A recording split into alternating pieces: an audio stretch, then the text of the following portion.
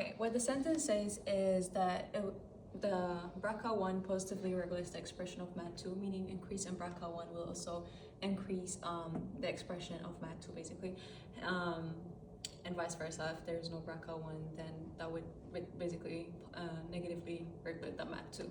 And then MAD2 is a potent inhibitor of the APC. So what APC does is when all the checkpoints are when, for example, it's like between metaphase and anaphase. So if everything is okay, then it will give the okay to move from metaphase to anaphase. So MAD2, what it does is it inhibits APC if the checkpoints are not met. And then other genes implicated in the middle spindle checkpoint, emphasizing BRCA1 requirement in this spindle assembly checkpoint control. Okay, so basically what it says is because BRCA1 positively regulates MAD1, it's important and it's required during the spindle checkpoint to control it, basically how it goes and everything. Okay. How would we do an experiment? We would have 3 plates. We would have control. Control would be like the normal cells, and then we would have overexpression of BRCA1, and then we would have BRCA1 siRNA.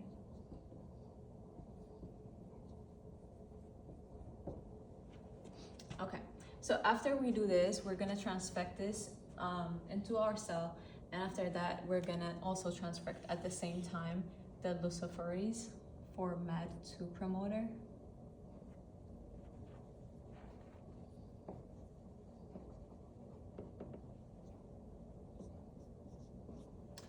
And our overexpression BRCA1 plasmid would look like something like this, basically. We would use the virus promoter.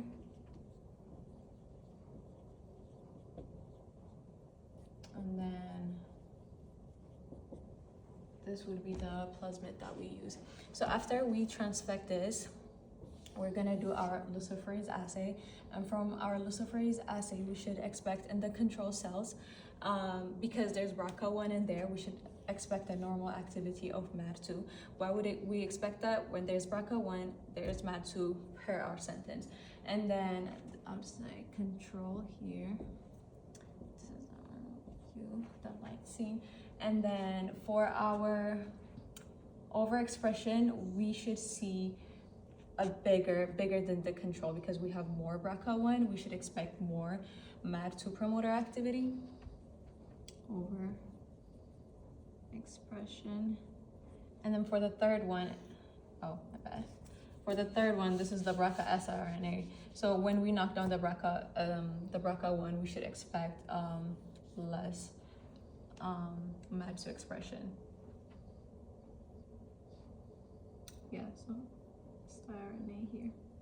So this would be basically the experiments that we can do to show that the MAD2 promoter activity is kind of at the is controlled by the BRCA1, or no, that it positively regulates it. Okay, so for the second question, we're asked to do a flow cytometry for the 3 plates.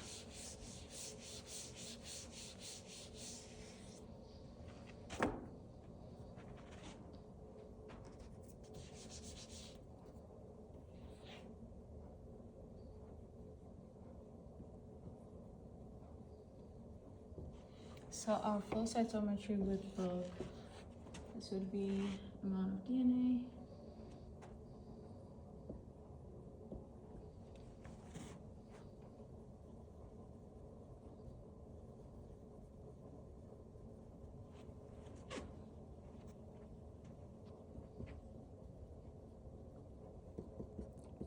Number of cells. Okay, so for the control, when we treat it with Taxol, we should expect a flow cytometry to look like this, and then for the overexpression, the same way. But for the BRCA siRNA, we're gonna see the typical flow cytometry basically. Why is this happening?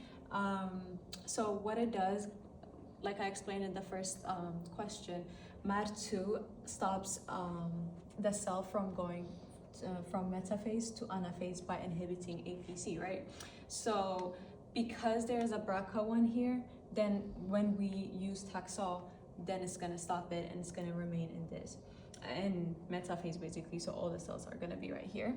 And then when we overexpress it the same way, so there will not be any premature separation of the chromatids.